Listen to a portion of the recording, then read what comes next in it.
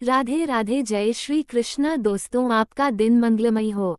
आज से हम सुनेंगे पढ़ेंगे माघ मास कथा महात्म्य, जिसके सुनने मात्र से हर मनोकामना पूरी होती है और बहुत सुखद अनुभव हमें प्राप्त होता है। एक सकारात्मक ऊर्जा का संचार होता है।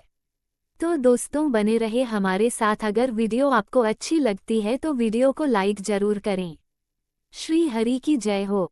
श्री हरि नारायण को माघ मास अत्यंत प्रिय है।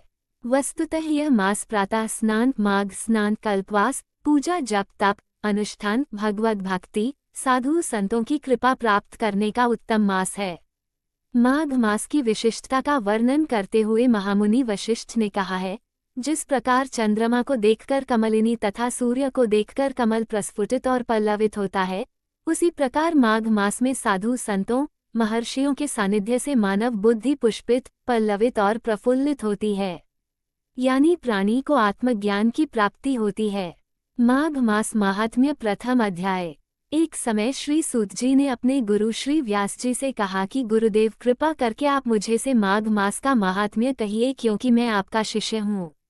व्यास जी कहने लगे कि रघुवंश के राजा दिलीप एक समय यज्ञ के स्नान के पश्चात पैरों में जूते और सुंदर वस्त्र पहनकर शिकार की सामग्री से युक्त, कवच और शोभायमान आभूषण पहने हुए अपने सिपाहियों से घिरे हुए जंगल में शिकार खेलने के लिए अपनी नगरी से बाहर निकले। उनके सिपाही जंगल में शिकार के लिए मृग, व्याघ्र, सिंह आदि जंतुओं की तलाश में इधर उधर फिरने लगे। उस वन में वनस्थली अत्यंत शोभा को प्राप्त हो रही थी। कहीं दो मृगों के झुंड फिरते थे, कहीं गीदड़ अपना भयंकर शब्द कर रहे थे, कहीं गैंडों का समूह हाथियों के समान फिर रहा था, कहीं वृक्षों के कोटरों में बैठे हुए उल्लू अपना भयानक शब्द कर रहे थे, कहीं सिंहों के पदचिन्हों के साथ घायल मृगों के रक्त से भूमि लाल हो रही थी, कहीं दूध से भरी थनों वाली सुंदर भैंसें फिर रही थी, कहीं पर सुगंधित पुष्प, हरी भरी लताएं वन की शोभा को बढ़ा रही थी, कहीं बड़े बड़े पेड़ खड़े थे तो कहीं पर उन पेड़ों पर बड़े बड़े अजगर और उनकी केंचुलियां भी पड़ी हुई थी। उसी समय राजा के सिपाहियों के बाजे की आवाज सुनकर एक मृग वन में से निकलकर भागने लगा और बड़ी बड़ी चौकड़ियां भरता हुआ आगे बढ़ा। राजा ने उसके पीछे अपना घोड़ा दौड़ाया, परंतु मृग पूरी शक्ति से भागने लगा। मृग कांटेदार वृक्षों के एक जंगल में घुसा और राजा ने भी उसके पीछे वन में प्रवेश किया, परंतु दूर जाकर मृग राजा की दृष्टि से ओझल होकर निकल गया। राजा निर्जन वन में अपने सैनिकों सहित प्यास के मारे अति दुखी हो गया।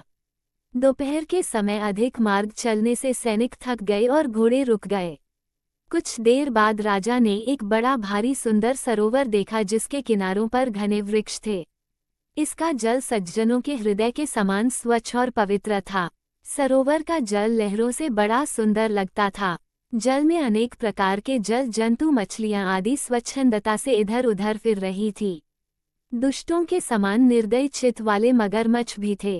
किसी किसी जगह लोभी के समान सिमाल भी पड़ी हुई थी। जैसे विपत्ति में पड़े हुए लोगों को दुखों को हरने वाले दानी पुरुष के समान ये सरोवर अपने जल से सबको सुखी करता था। जैसे मेघ चातक के दुख को हरता है, इस सरोवर को देखकर राजा की थकावट दूर हो गई। रात्रि को राजा ने वहीं विश्राम किया और सैनिक पहरा देने लगे और चारों तरफ फैल गए। रात के अंतिम समय में शूकरों के एक झुंड ने आकर सरोवर में पानी पिया और कमल के झुंड के पास आया। तब शिकारियों ने सावधान होकर शूकरों पर आक्रमण किया और उनको मारकर पृथ्वी पर गिरा दिया। उस समय सब शिकारी कोलाहल करते हुए बड़ी प्रसन्नता के साथ राजा के पास गए और राजा प्रभात हुआ देखकर उनके साथ ही अपनी नगरी की तरफ चल पड़ा। जिसका शरीर तपस्या और नियमों के कारण बिल्कुल सूख गया था, जो मृगछाला और वल्कल पहने हुए था और नख, रोम तथा केश धारण किए हुए था, राजा ने घोर तपस्वी को देखकर बड़े आश्चर्य से उसको प्रणाम किया और हाथ जोड़कर खड़ा हो गया।